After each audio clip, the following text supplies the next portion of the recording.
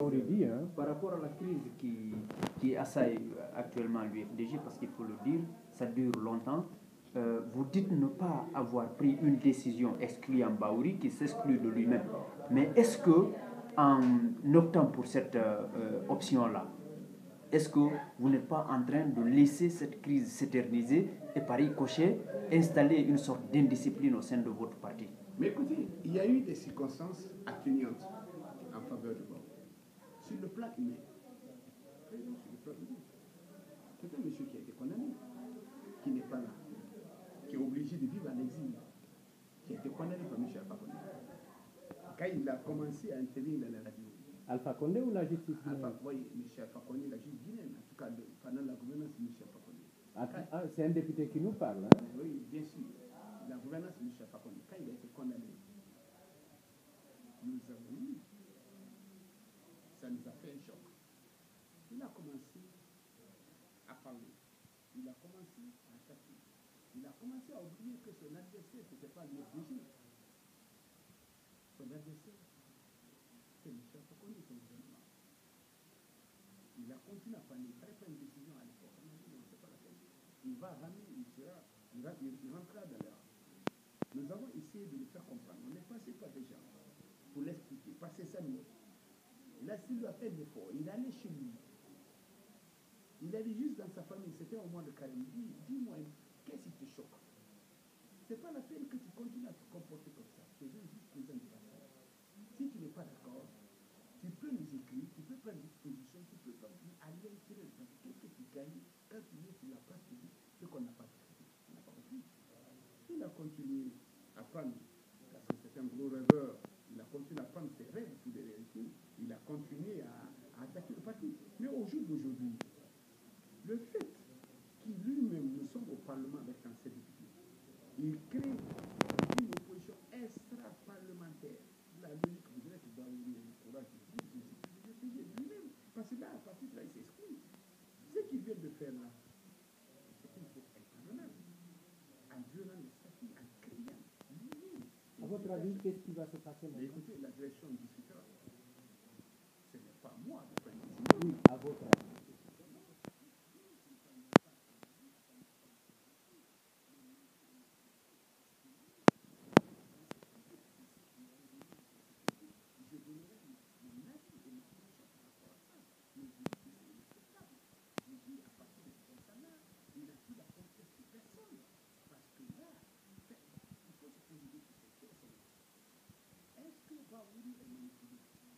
Est-ce que derrière Baouri, il y a des gens qui sont en train de manipuler en proposant des choses, en disant aide-nous à déstabiliser l'IFDG qui est devenu le plus grand parti de la Guinée? Est-ce qu'il est en train de dire ça? Vous pensez à Alpha Condé?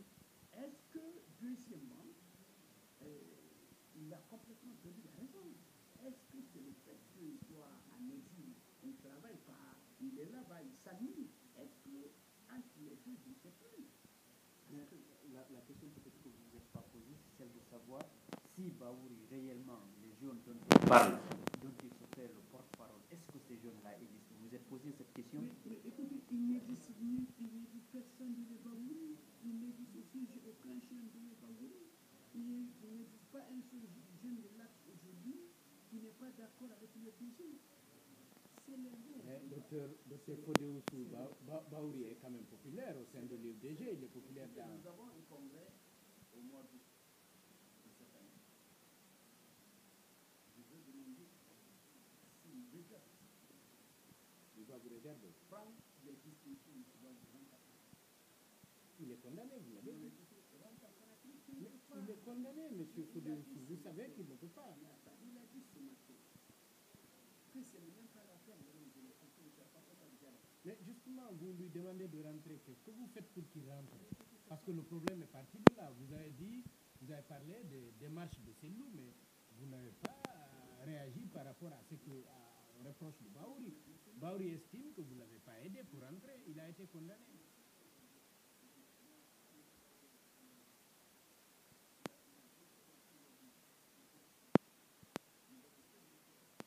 Oui, mais il s'attendait à ce que...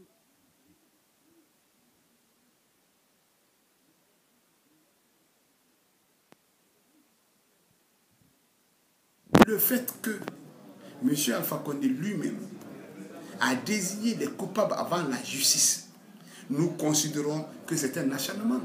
Mais pire que tout ça, je suis allé personnellement avec la direction nationale, avec la presse guinéenne, chez Baouri, devant la télévision. Nous avons dit que ce qui s'est passé chez lui, c'est du vandalisme et que ce n'était pas normal. Nous avons créé, comme il est sorti d'ici, Fancy Baouri. C'est vous qui l'avez aidé? Non, personnellement non. Parce que là, vous risquez d'être poursuivi aussi. Écoutez, non, ce n'est pas nous qui l'avons aidé. Mais quand Baouri était dans la clandestinité, nous avons parlé de lui à toutes les assemblées générales. Nous avons apporté notre soutien. Mon souhait le plus ardent, c'était quoi? C'est qu'on se batte, qu'on mette en place, qu'on choisisse les meilleurs avocats du monde pour le défendre. Mais Baouri, dans toutes ses interventions, ne parle pas d'avocat, ne parle pas d'attentat, ne parle pas d'Alpha Condé, ne parle pas de son exil. Aujourd'hui, c'est un acharnement contre le président de l'UFDG, contre la direction nationale de l'UFDG, contre l'UFDG. Ça veut dire que vous n'avez jamais entendu Baouri parler d'une possibilité d'un avocat. Il ne parle de ça avec personne. Oui, parce qu'il pense qu'il est injustement écoutez, condamné. Il pense que ce n'est pas juste, qu'il ne méritait pas. Mais écoutez, nous avons suivi le procès. Je suis entièrement d'accord avec vous. Vous pensez qu'il a été équitable? Non. Vous pensez que Baouri méritait d'être condamné? Écoutez, on n'a rien vu pendant ce procès qui prouve que Baouri, je n'ai même pas entendu son nom, qu'il est coupable. Je suis profondément convaincu qu'il n'a rien à voir avec la Mais justement, vous n'avez rien fait pour empêcher sa condamnation, ni après sa condamnation. Écoutez, monsieur, vous allez trop vite, monsieur Noubaldé. Quand quelqu'un est accusé, vous faites quoi? Vous attendez, c'est à l'accusateur de donner les preuves de l'accusation. Mais vous n'êtes pas allé le soutenir. C'est à l'accusateur de donner les preuves de l'accusation. Les avocats qui ont été pris pour aller défendre les gens, ce que nous avons fait, quand on a eu le procès, tout le monde a regardé, personne n'a entendu le nom de Baouri. C'était une occasion à jamais que tout le monde se mette ensemble, pour essayer de le défendre. Mais au lieu que le monsieur ne parle de ça, depuis combien de temps M. Baouri attaque l'UFDG, attaque le président de l'UFDG? Vous avez entendu parler une seule fois de l'attentat? Aujourd'hui, l'adversaire de M. Baouri, ce n'est pas le RPG, ce n'est même pas M. Alpha Condé qui l'a condamné.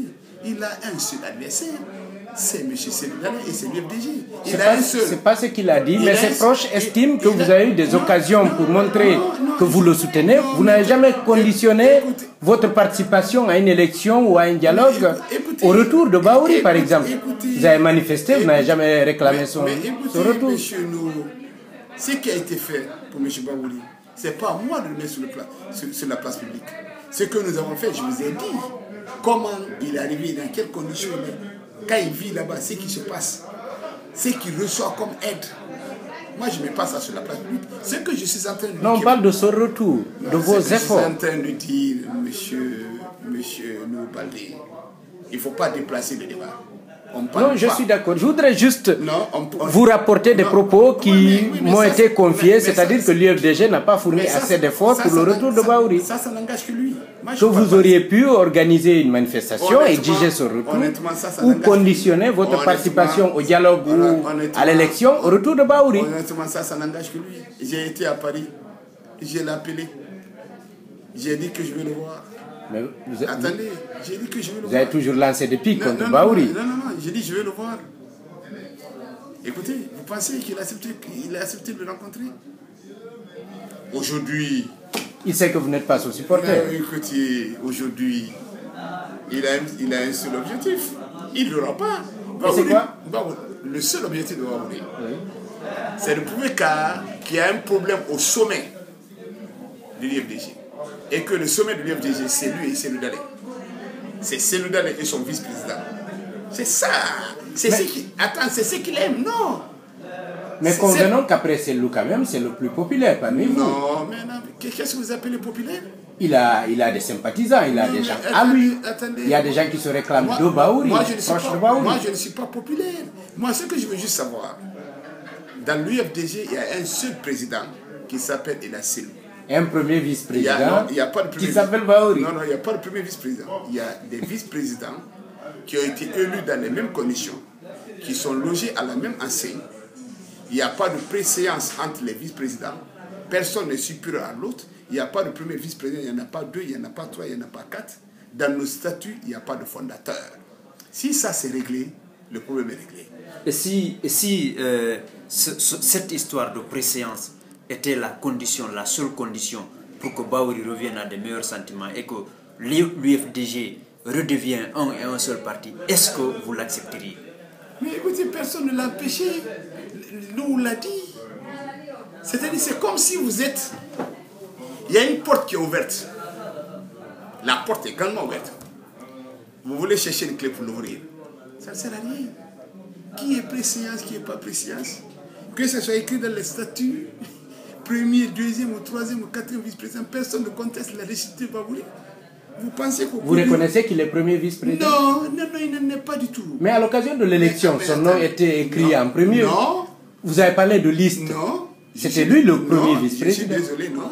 C'est qui? Non. On l'a Non. Mais écoutez, il y a une liste, je ne peux pas te dire que certainement c'est même Yaya Keita qui avait son nom en première position. Qui est décédé. Qui est décédé. Et à son nom. Le problème. Et après? Non, mais je ne sais plus. Je ne me rappelle pas de ça. C'est que les congressistes.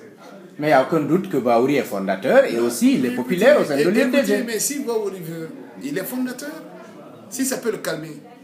Il est premier vice-président, s'il peut le calmer. Il est populaire aussi au sein de l'UFDG. Il est populaire, si ça peut le calmer. Il est le numéro 1, si ça peut le calmer. Et pourquoi ne pas le lui reconnaître? Attendez, je n'ai pas fini. Il est le responsable suprême de l'UFDG. Si non, il ne l'a pas dit. Attendez. Il est incontestable, si ça peut le calmer. Il est le plus intelligent de nous tous, si ça peut le calmer. Mais qui se calme. Sauf que, il y a le président s'appelle Seydou Dalein. Maintenant, s'il veut, j'ai dit que ce n'est pas la peine d'ouvrir une porte qui est déjà... de défoncer une porte ouverte. Voilà, ce n'est pas la peine. Si nous nous retrouvons en vice-président au cours d'une réunion, et là, Seydou n'est pas là, vous pensez quoi? Vous pensez que je vais me battre avec Bahouri pour présider la réunion? Je le laisserai présider. Mais c'est qui vous a opposé dans un premier temps, quand Seydou n'était pas là. Non, c'est que nous a opposé. N'oubliez pas que je connais un peu le problème de l'UFDG. Vous ne savez pas ce qui nous a opposé. Quand il a Seydou à voyager, Bahouri était là. Il a présidé les réunions. Quand il est parti, le doyen Yaya Keita a présidé les réunions. Yaya Keita est parti pour les soins. Madame Tofani a présidé les réunions. Madame Tofani devait aller pour ses soins. Moi, je suis arrivé pour présider des réunions. Entre-temps, Sadou Bella, qui a quitté son poste de ministre, est arrivé à l'UFDG. Le leader du parti Afia, il est venu à la réunion de l'UFDG. Mais écoutez, on lui a dit, welcome, assieds-toi. Mais j'étais en train de présider. Alors, Bahouri arrive de Paris, puis il arrive comme ça. Il dit, maintenant c'est bon, je suis là, je suis le roi. Je viens d'arriver, mais il faut on l'a juste rappelé. Monsieur, attends, les vice-présidents ne sont pas tes valets. Quand tu arrives, tu me trouves en train de présider. Assieds-toi, assise à des réunions. Je ne peux pas me lever pour te laisser t'asseoir. Parce que rien ne dit que je relève de toi. Il n'y a pas de préséance entre toi et moi. Je suis en train de présider, je préside la réunion. Il y a un seul président. C'est la cible. Oui, ça vous l'avez dit, mais attendez, Bahouri arrive avant celui qui présidait, il arrive, vous refusez de lui céder la place, il n'y a pas de... Vous estimez qu'il n'y a pas de préséance, mais quand il n'y a pas de préséance, c'est qu'il y a une cacophonie. Mais écoutez quand même, nous, je veux dire que Fodé Oussou a été celui-là qui a provoqué Bahouri. Mais attendez, je suis vice-président en train de présider une réunion. Vous voulez que quand mon patron, vous voulez dire que quand mon patron arrive, je dois quitter? Bahouri n'est pas mon patron. Bahouri était un vice-président au même titre que moi. Quand il a présidé la réunion, Mme Tofani Yaya Keita était là. Personne ne lui a dit de quitter. Quand Mme Tofani était en train de présider les réunions, j'étais là. Quand je suis arrivé trouver Mme Tofani en train de présider, vous pensez que j'ai dit à Mme Tofani, il faut te lever pour que je préside? Non. Je suis resté là. Quand Sadou Bella est arrivé, Sadou Bella est resté à côté. Bahouri arrive. Il a un problème de complexe. Bahouri a un problème de complexe. C'est dommage. Mais complexe de supériorité ou d'infériorité? Oui, il a un complexe de supériorité.